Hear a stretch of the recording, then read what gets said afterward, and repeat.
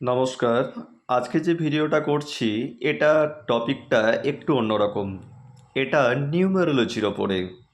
আমাদের যে সংখ্যা রয়েছে এই সংখ্যার গুরুত্ব অসীম আমাদের জীবনে, এবং এটা সবটাই যে কোনো বায়াসড বা কোনো ডগমা তা কিন্তু নয়। এর একটা ভিত্তি রয়েছে।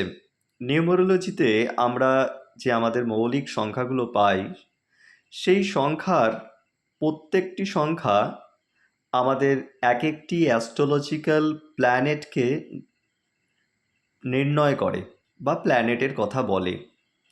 এই অ্যাস্ট্রোলজিক্যাল প্ল্যানেট আমাদের জীবনে, আমাদের ভাগ্যে তার একটা প্রভাব, তার পজিটিভ এবং নেগেটিভ দু রকমেরই প্রভাব তারা বিস্তার করে।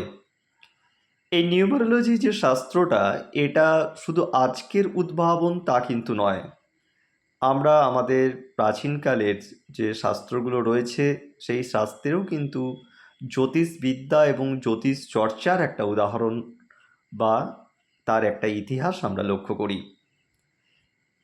আচ্ছা, আপনি ভেবে দেখুন, আমরা যে গ্রহগুলোর কথা বলছি তা কিন্তু সবই এই সোলার সিস্টেমে রয়েছে, এবং এই সোলার সিস্টেমের মধ্যে যে গ্রহ রয়েছে, আমরা যদি আমাদের হরোস্কোপ খুব ভালো করে দেখি, আমরা সেই একই গ্রহ এবং তার থেকে সম দূরত্ব কিন্তু খুঁজে পাবো।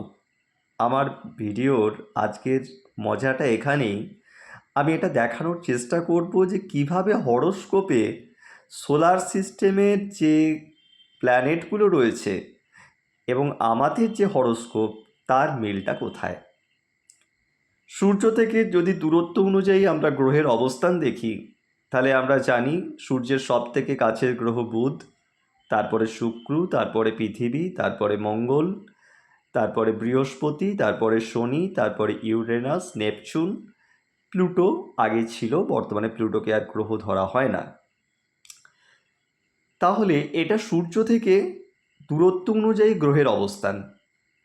আর আমাদের যে রাশিচক্র রয়েছে, আমাদের যে হরোস্কোপ রয়েছে, সেই হরোস্কোপে আমরা কি দেখতে পাই? 12টি রাশি রয়েছে। 12টি রাশি কি? মেষ, বৃষ, মিথুন, কর্কট, সিংহ, কন্যা, তুলা, বৃশ্চিক, ধনু, মকর, কুম্ভ, মীন। এই প্রত্যেকটি গ্রহের, প্রত্যেকটি রাশির এক একটি করে গ্রহ রয়েছে, যাকে আমরা তার অধিপতি গ্রহ বলতে পারি।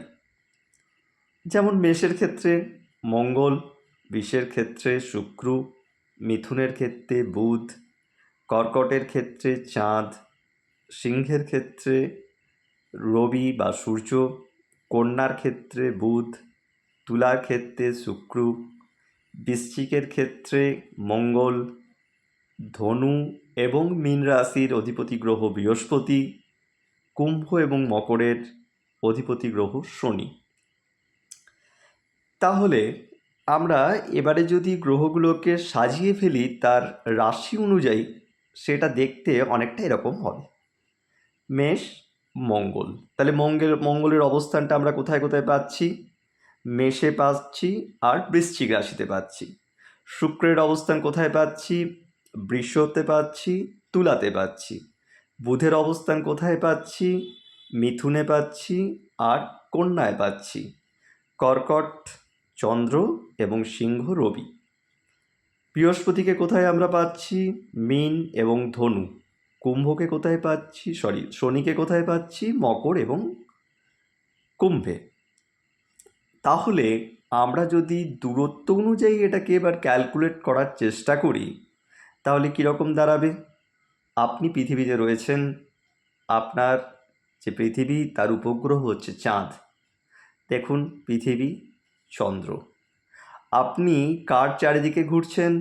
রবির চারিদিকে ঘুরছেন। আমরা এখানে আরও ভালো করে একটা চার্ট দেখতে পাচ্ছি, যেখানে প্রত্যেকটি গ্রহের নিজস্ব যে বৃত্তাকার কক্ষপথ, সেই কক্ষপথগুলো দেখানো হয়েছে।